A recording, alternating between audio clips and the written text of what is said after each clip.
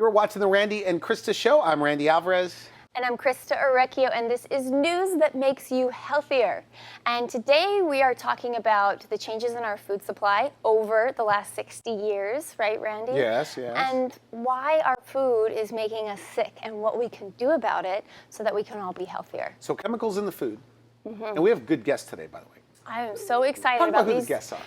We have two experts coming on. We have Jeffrey Smith, who is a foremost consumer advocate for GMO labeling and non-GMO food. And he did the documentary Genetic Roulette. And he also, You made me watch that movie. I made you watch that movie after we did that GMO segment. Yeah, it was good. And he also wrote a book called Seeds of Deception. And so I have a ton of respect for him because he's really put everything on the line for us, for a cleaner food supply. You were on and Fox to be News an with him, advocate. is that right? And he came on Fox News with me this morning. And then we have Vani, aka Food Babe, and she is an activist, and she's good. She's good. Big strides. We're going to talk to her about craft. She goes up. I was talking to her yesterday in prep for this, and I said, "How are you doing this?" It's kind of like David versus Goliath situation where she is taking on. She's going against the major big food companies, and change is happening. So craft is now, because of her efforts, taking the dyes out of the food. For kids, that they're marketing to kids. That is one huge step for mankind, in my opinion. So I'm excited to get Vani on here. Good. So the premise here is, or not even the premise, but the whole idea why they're both so passionate is that the chemical foods, the foods that we're eating, have these chemicals that our bodies were not designed and don't know what to do with. Is that correct? And there's an immune response. And there's creates a lot of problems. Yes, Yeah. so when Jeffrey comes on, we're going to talk to him about GMOs and why do we have 11 times the amount of fertility clinics than we had before they really became proliferate in our food supply in the late 90s. And he has so many peer-reviewed studies. I want to talk to him about Prop 522 in Washington. And then Vani is going to tell us, she is always investigating the crazy stuff in our food. And so I started doing a series of food politics segments with Fox last week, and I talked about the crazy chemicals that are in our food supply, things beyond what we already know about with trans fats and GMOs, but other ingredients, and how did they sneak by to become FDA approved? Yeah. And as a nutritionist, you're a nutritionist, and people that don't, if you don't know Christa, she put together a fantastic program with the whole journey, and now it's online. It's online. Is that right? Yes. And, but you have stories, and I've met these people, or one of them, that had a problem. It sounded like CFIDs or Epstein-Barr, what they used to call it, chronic fatigue. She couldn't get out of bed, brain fog. She said she lost 15 years of her life. Right. And she gave you a lot of credit. But just pulling her off these things, and now she feels great. And has a normal life. My mantra is give the body what it needs, take away what it doesn't need, and it will heal itself. So I've worked in a private practice for the last 8 years, and I've seen that happen countless times where people get their lives back. And I remember when we were talking about GMOs last, you said, why are people in their 30s and 40s getting things that people in their 60s and 70s typically get? And it's because of our food supply. So we may be living longer, but we are definitely not living a higher quality of life because of what's happened to the food supply, where we have so many more symptoms that we shouldn't be dealing with. But your passion, it seems like I could be wrong here, this GMO thing. You'd like to see them gone for good. Do you think it'll ever happen? Well, let's I don't know if it'll ever talk happen. realistically. So it's about responsible technology. It doesn't necessarily have to go away completely, but it has to be responsible. Okay. There have to be enough peer-reviewed studies, and I think GMOs should absolutely be labeled because we should get to you could have a choice. what we put in our body. And if you want to eat GMOs, you don't think there's anything wrong with them, more power to you. That's fine. Right. But traditional crossbreeding started in the 1800s, and there was nothing wrong with it at that point because we did it for health, to create healthier plants and healthier animals, to get larger fruit that had more vitamins and minerals. But then when the interest shifted, so we shifted our food supply from an agricultural to an industrial, and then we also shifted genetic modification or crossbreeding to commercial interests. So how does it stay on the shelf longer? How do we not have to use as many minerals in the soil? How can we basically make food big business? And that's at the sake of our health. And the word is on the street that GMOs are bad. I was in Hawaii, honeymooning. Yes. Right? Congratulations, by the way. Big congratulations. Thanks. And so I'm in Hawaii, and the cab driver's taking me around and taking us around, and Monsanto is there Yes. on Maui, Yes. or one of the islands, and they really hate this. Not because it's stealing their jobs, because it's giving them jobs, but they don't like GMOs. Kauai is the biggest island. I wouldn't have guessed.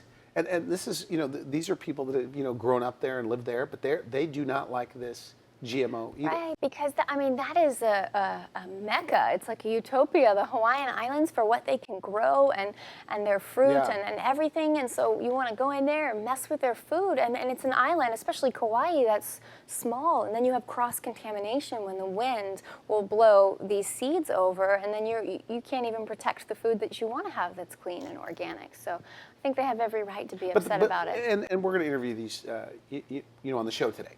Yes. These two. But things like Kraft macaroni and cheese, that's GMO wheat, is that right? And it has chemicals, the yellow dye, I guess. Number 5, number 6, it's illegal in some countries. Yeah, and that's another thing where so many of these things are illegal in Europe or outright bans, but yet they're okay here. So we're going to talk to Vani and see what's up with that. Yeah, and on the Dr. Oz show, I was looking at Vani's clip, that there's a label on Kraft that I didn't even know existed, that it causes hyperactivity and other issues. There is a which I've never read on there. I never noticed. A warning label on there.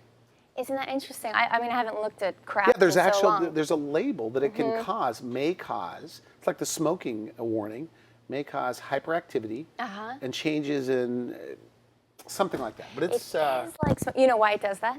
Why? Let's hear it.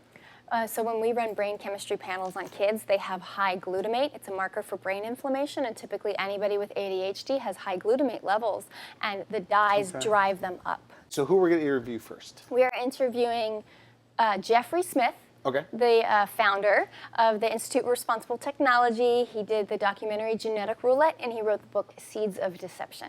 Yeah, his movie was great. And by the way, if you want to get his Genetic Roulette, I think I rented it on iTunes.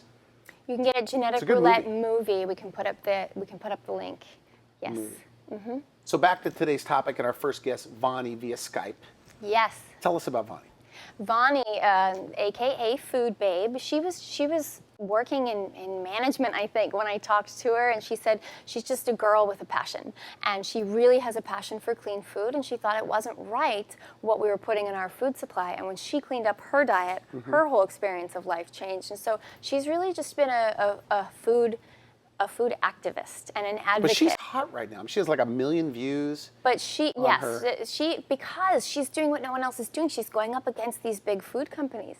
And during the Democratic National Convention, while Obama's speaking, she brings these signs right up to the top, walked right up there that said label GMOs, and basically got besieged by news stations. And so she's been all over Dr. Oz. How'd she come up with a food babe? Do you know? I don't know. I mean, she's attractive. Maybe that has something to do. She's a babe, food babe. It's catchy. So we have Vani on the line. Vani, welcome to the program. Thank you so much, Randy and Christa. I'm so excited to be here. Vani, we are so excited to have you here and really appreciate all the work that you're doing for everybody in our country to help keep us safe, keep our food supply safe. So I thought we could talk about the major stride that you just made with Kraft on getting food dyes out to protect our kids. Can you tell us about that? Sure. When I started my website, foodbabe.com, I knew I had a voice, but I didn't understand it could be this loud and powerful. And it just, became that way by making sure that I shared exactly what I thought about the food that I was eating, what I discovered, and what I investigated with my own food that I was eating, and the way I was able to change my health. And one of those ingredients that I eliminated several years ago that had a profound impact on my health was artificial food dye. Yellow 5, yellow 6, blue number 1, red number 40, green number 3, all of these different, colors and numbers you see on the back of the ingredient label. And what I found out was that these ingredients were not made from real food. They were made from petroleum, like chemicals. And when the manufacturers were actually making these artificial food dyes, that they could be contaminated with cancer-causing additives. So there are actual carcinogens in these artificial food dyes. And so I knew that was one thing I had to eliminate from my diet, but I had no idea what a profound impact it would have on me. My skin cleared up. I used to have eczema for my whole entire life. And suddenly all of it was gone when I started to clean up my diet, eliminating artificial food dyes. How soon, by the way, so Vani, how soon did things turn around for you when you eliminated those foods? Very quickly, within a couple of months. And all of a sudden I saw this huge change in energy and the glow in my face and the reduction of like bloating in my skin because it was always so inflamed. And that's what these additives do in your body. They inflame your body. And we don't really understand that until you really eliminate them and you see how much better you can actually feel.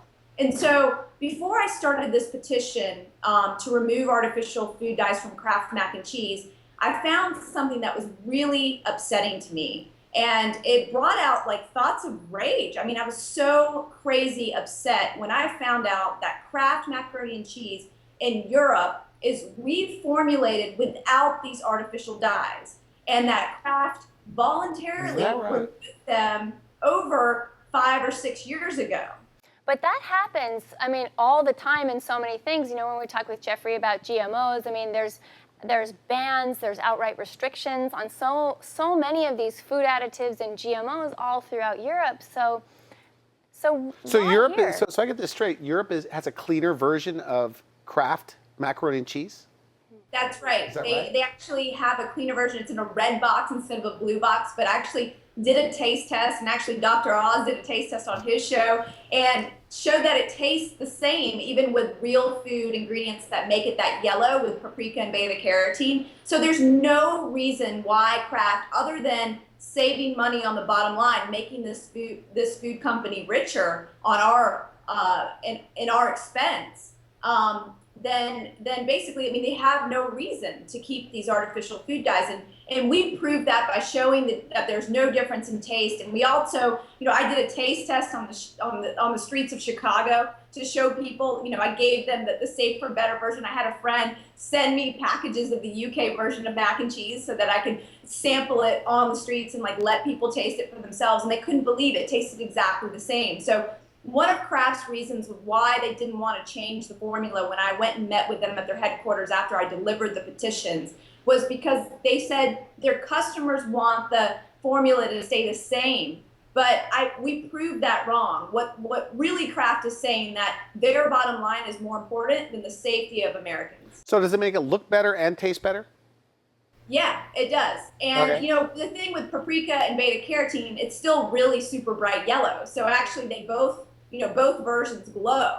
And what I think really upsets people is the double standard that Kraft willingly already has reformulated these dyes, and we haven't done that here in the United States. Now, you know, I watched one of your videos, and you know, for parents, I mean, this is very popular. I have an 11-year-old. Most people give their kid here and there, including me, here and there, Kraft macaroni and cheese. What is it doing to the kids? Okay, so these dyes, we know they're bad, but what does it specifically do?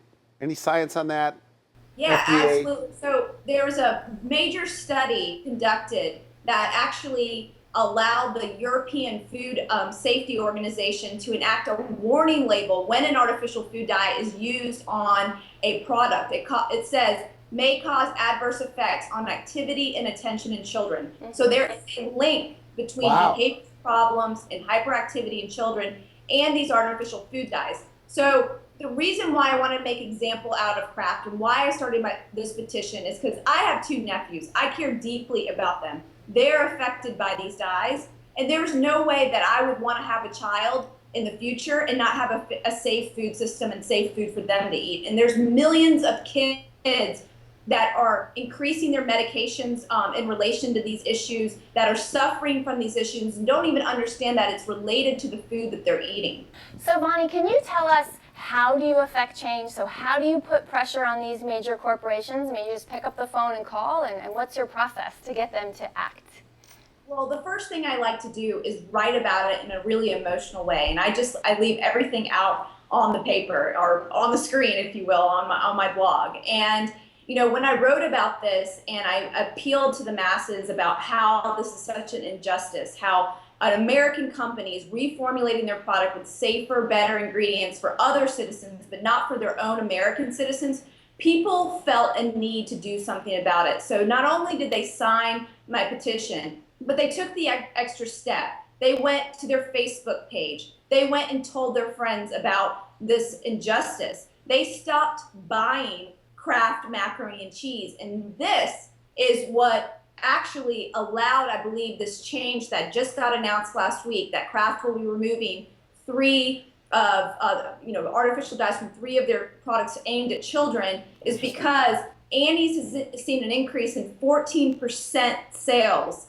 And so we were able to shift the marketplace from the mac and cheese customers that normally bought Kraft mac and cheese, who learned about this petition, because it not only affected Americans, but also Canadians. So it hit all of North America.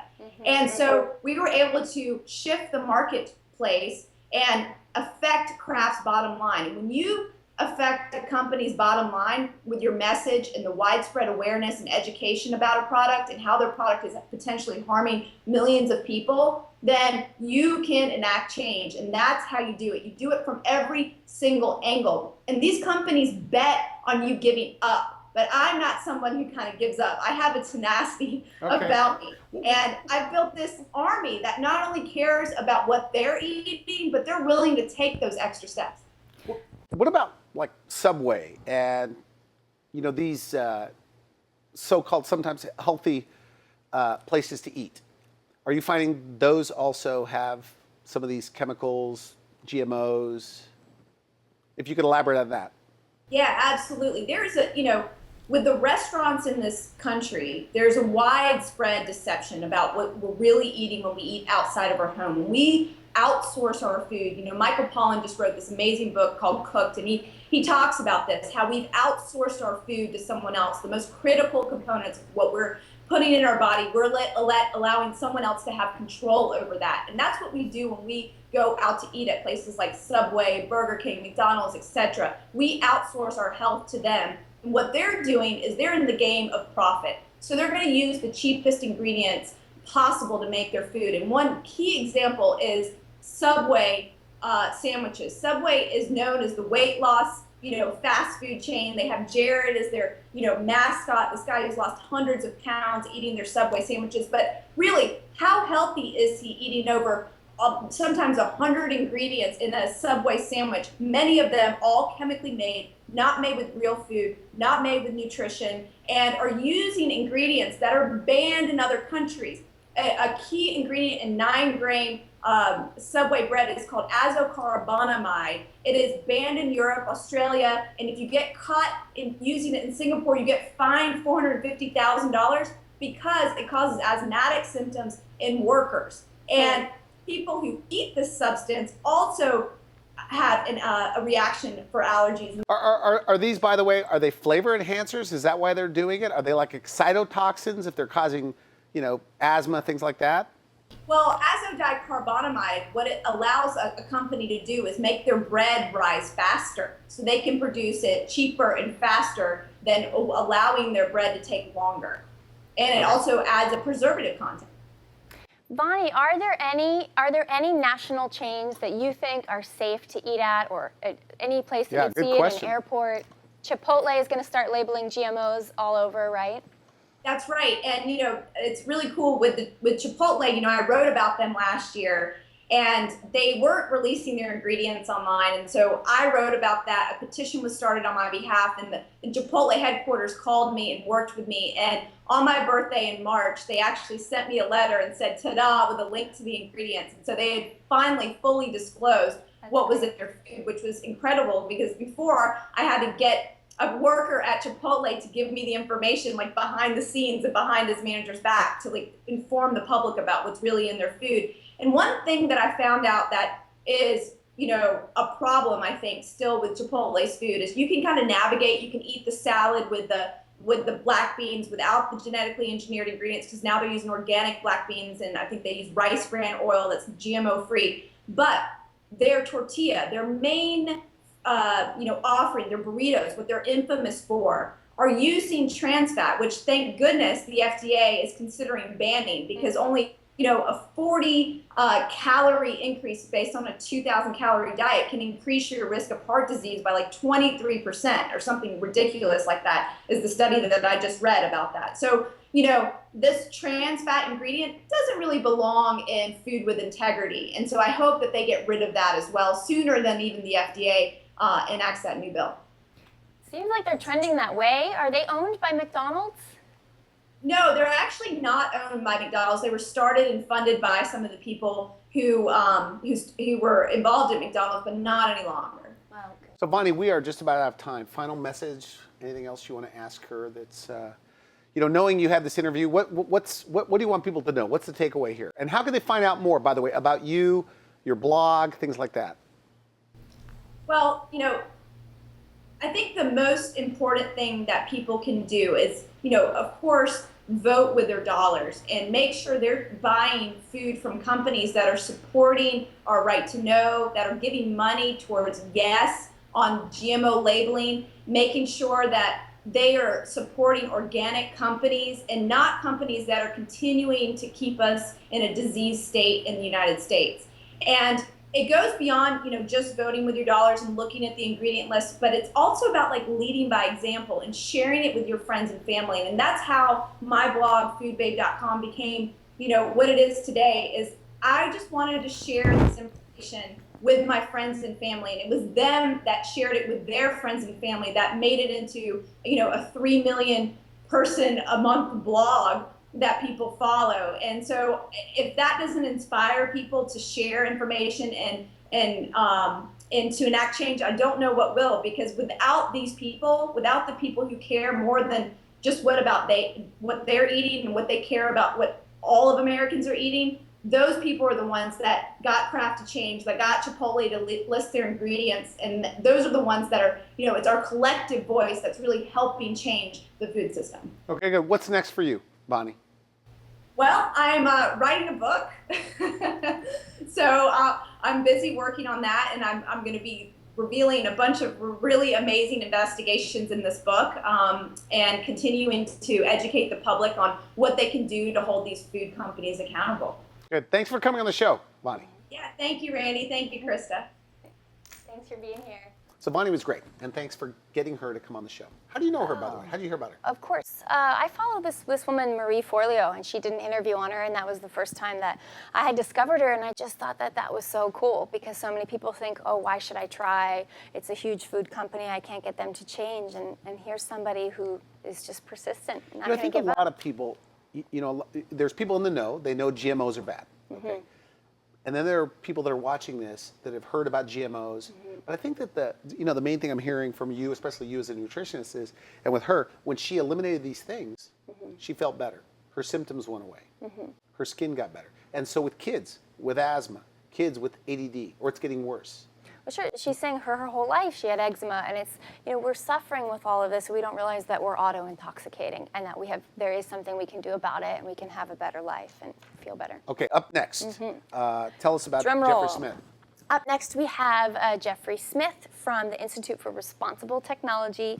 He did the documentary Genetic Roulette. I love that documentary. If you want to know more about GMOs, that is what you need to watch. As a nutritionist, before we bring Jeffrey Smith on here, what do you say to the mom, the dad out there, that they're saying, my kids are having Kraft macaroni and cheese. They depend on it, they enjoy it. They'll say they're eating at Subway. Do you wean them off slowly? Give us a quick advice. How do you get off of it? Everyone is different, so it obviously depends on their perspective and their willingness for change. But we pretty much get everyone off of that stuff right away. So take your kids off immediately, like cold turkey? Immediately, because we give They're them. not going to be happy, obviously. No, they're fine. We give them upgrades. So we get the same exact food that's way healthier that you can buy in a health food store. So it still tastes the same. Sometimes they have to take the good stuff and pour it in the old box because kids are so used to seeing the branding. But eventually the shift happens, especially when you tell them that this might be the first generation that is not going to be as healthy as their parents, that is not going to live as long, because nobody wants to do that to their child. Yeah. They're working so hard to save for their college fund. What you feed your child should be just as important as that. I rationalize. I have an 11-year-old, and every once in a while, every other week, I'll take him to Subway. but I'm done. I didn't know about, I was looking the other way. Sometimes there's a problem, you look the other way. You're busy, it's late, it's easy, it's convenient. Because you see me probably posting that stuff. I saw you. I brought And what that do you up. do? I saw that post. Yeah, but you should, let me tell you, I'm going to give you advice. You should call me and say, Randy, do you know what you're doing? Because I didn't know what I was doing. I give you lots of advice. I just need you to never start gave me that taking advice. taking the advice I give you first. How about this? If you see me making a mistake, call me. Okay. But I know you're busy. You're too busy. Deal. No, I Okay, care got a about deal? Jake. We gotta good. get him healthy. So, on next week's show, part 2. Part 2, we're gonna bringing in interview- Jeffrey Smith. Yes, and the GMO conversation continues. I don't know that there's anybody out there that knows as much as he does about GMOs, and he can answer the scientific community's opposition. Now, when you watch a movie like that, I'm just curious, okay? I mean, are you like blown away? Like when you saw his movie, I mean, that excites you in other words? I have seen it 3 times. You have? And each time I cannot sleep that whole night. I am just so Really? fired Good for up. you. Yeah, I mean, well, look, things like Vani, like why are we doing this to ourselves? Yeah, Okay. yeah, keeps Good. me up at night. All right. Okay, well, another edition of the Randy and Christa Show. Stay tuned, you guys, for part 2, news that makes you healthier on GMOs. I'm Randy Alvarez. And I'm Christa Orecchio. Thanks for being here.